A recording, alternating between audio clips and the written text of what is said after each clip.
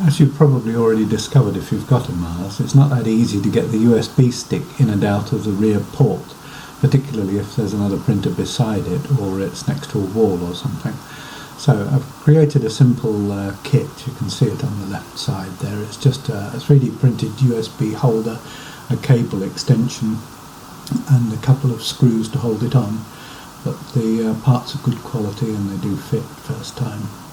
Just simply a question of whizzing those two screws out, screwing the new unit on, two M3x10 socket cap heads, stainless ones. Plug it in and you're good to go.